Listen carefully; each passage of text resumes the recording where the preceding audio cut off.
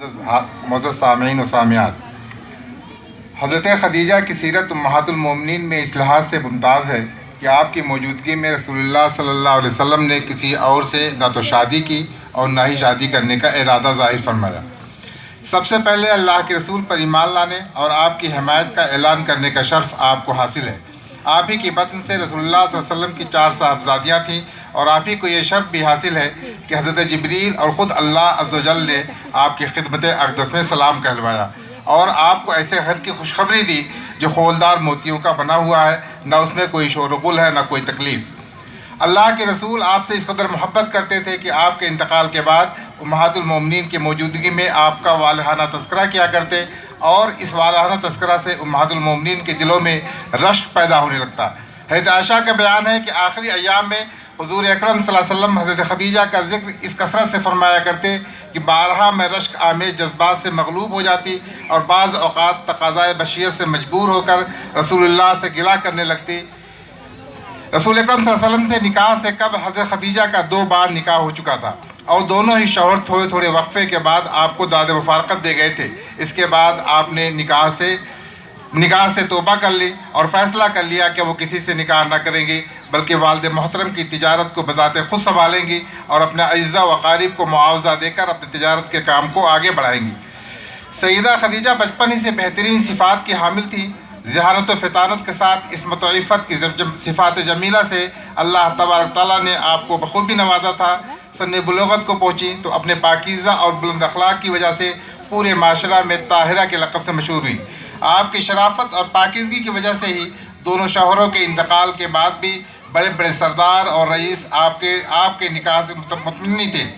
لیکن آپ شادی نہ کرنے کے فیصلے پر اٹل تھیں، کیونکہ اللہ تبارک تعالیٰ کو آپ کا نکاح سرور کائنات سے کرانا تھا، جس کے لیے اللہ نے پورا ماحول سازگار کر دیا۔ رسول اللہ صلی اللہ علیہ وسلم پہلے بکریاں چرایا کرتے تھے۔ آپ کے امین و صادق ہونے کی شہرت پورے مکہ میں پھیل چکی تھی۔ ہر شخص آپ کی راست بازی، حسن معاملت، صدق و دیانت اور پاکیزہ اخلاقی کے نہ صرف قائل تھا بلکہ مداح تھا۔ سیدہ خدیجہ کو ایسے شخص کی ضرورت تھی جو ان کا سامان شام و بصرہ کے بازار میں لے جائے اور ایمانداری سے تجارت کے معاملات کرے۔ جب سیدہ کو رسول اکرم کے بارے میں آپ کی سچائی اور دیانتداری کی خبر لگی تو فوراً پیغام بھجوایا کہ میرا مال تجارت شام لے جائیں، جو معاوضہ میں دوسروں کو دیتی ہوں آپ کو اس کے دوگنا دوں گی۔ رسول اکرم نے سیدہ کی اس پیشکش کو قبول فرما لیا اور آپ کا مال تجارت کے لیے بصرہ تشریف لے گئے۔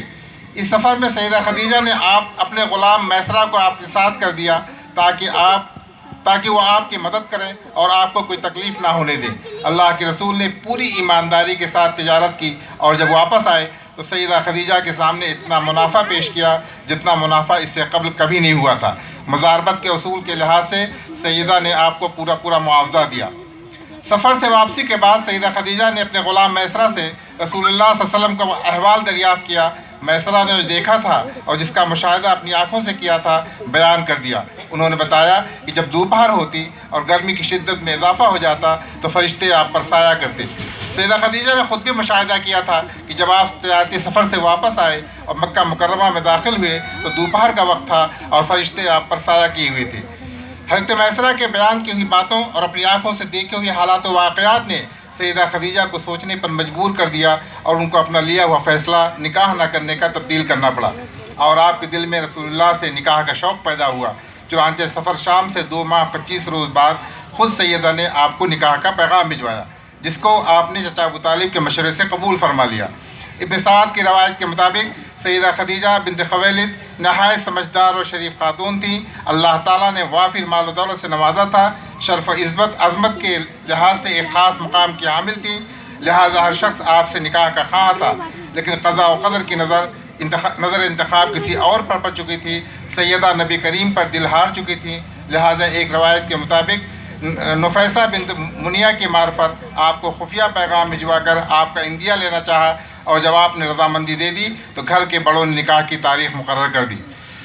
حضور نبی کریم کی زوجیت میں آنے کے بعد سیدہ خدیجہ نے اپنا سارا مال و اسباب آپ کے قدموں میں ڈھیر کر دیا، اور تجارتی مشاغل سے آپ کو مکمل طور سے نجات مل گئی۔ اس سے قبل سیدہ خدیجہ دوسروں کے ذریعے تجارت کیا کرتی تھیں، جن میں ان کو فائدہ کم ملتا تھا، کیونکہ دوسرے لوگ جس اخلاقی حالت میں مبتلا تھے، اس میں یہ امر کم متوقع ہو سکتا تھا کہ وہ غیر کے مال میں پوری دیانتداری اور خیرخواہی سے کام لیں۔ مگر جب ان کی تجارت رسول اللہ جیسے امین اور فرزانہ شخص کے ہاتھ میں آئی،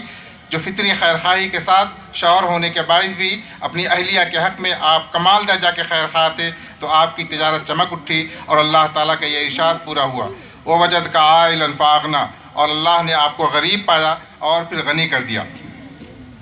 حضرت خدیجہ نے حضور اکرم سے نکاح کرنے کے بعد اپنے مال و دولت سے دستبردار ہو کر پہلے ہی دن سے آپ کی خدمت گزاری میں اس طرح مصروف ہو گئیں کہ گویا وہ لونڈی اور خدمت گار ہیں۔ تا دم مرگ ان سے کوئی ایسا امر ظہور پذیر نہیں ہوا جس سے آپ کو رنج ہوا ہو، بلکہ جب کبھی کوئی ایسا واقعہ پیش آیا جس سے سرور کائنات کو پریشانی لاحق ہوئی، تو آپ ڈھال بن کر اس پریشانی کے سامنے سینہ سپر ہو گئیں اور ہمیشہ آپ کی تشفی اور دلجمعی کی۔ نبی کریم کی بعثت کے بعد بھی جب کفار مکہ نے آپ کا استہزاء اور تمسخر اڑایا اور حضور اکرم کو ناگوار گزرا، تو اکثر سیدہ خدیجہ آپ کی گرانی طبیعت کو اپنی تسلی آمیز باتوں سے ہلکا کرتی تھیں، ہر امر میں مطیع و فرمان بردار رہتی تھیں، اور حضور اکرم صلی اللہ علیہ وسلم بھی آپ سے بہت محبت کرتے اور ہر معاملہ میں مشورہ لیتے تھے۔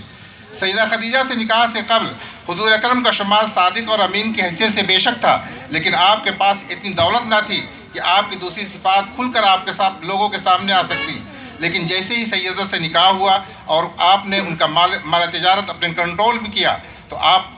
اب آپ کی صداقت و امانت، معاملات میں انتہائی راست بازی، سخاوت و جود و کرم، صلہ رحمی، بے کسوں کی مدد، غربہ پروری اور دانائی و فرزانگی کے اوصاف تمام قریش اور گردماہ کے قبائل پر عیاں ہو گئے، جو پہلے اپنے ظہور کے مواقع نہ پانے کی وجہ سے مخفی تھے یا لوگ لا کے توجہ نہ سمجھتے تھے، لیکن اب معاشرہ میں آپ کا مرتبہ محض اخلاقی حیثیت سے نہیں بلکہ مادی حیثیت سے بھی اتنا بلند ہو گیا کہ آپ کا شمار سرداران قریش میں ہونے لگا۔ آپ کے اوپر لوگوں کا اتنا اعتماد قائم ہو گیا کہ وہ اپنی قیمتی امانتیں آپ کے پاس رکھوانے لگے، حتیٰ کہ یہ سلسلہ اس وقت بھی جاری رہا جب اعلان نبوت کے بعد مکہ کے عوام و خاص آپ کے خون کے پیاسے ہو گئے تھے۔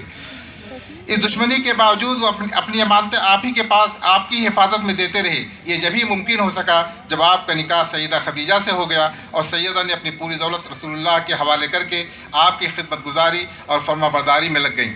اس پورے واقعے سے یہ بات مترشح ہوتی ہے کہ سیدہ خدیجہ اگرچہ مکہ کی مالدار ترین خاتون تھیں، صاحب ثروت و صاحب جمال تھیں، بڑے خاندان سے تعلق تھا، عرب کے بڑے بڑے سردار آپ سے نکاح کے طالب تھے، لیکن آپ نے ان سب کا انتخاب نہ کر کے ایک ایسے نوجوان کا انتخاب کیا جو صادق و امین ہے، لوگوں کا خدمتگار ہے، دینداری کا عنصر غالب ہے، لیکن بظاہر وہ غریب اور مفلس ہے،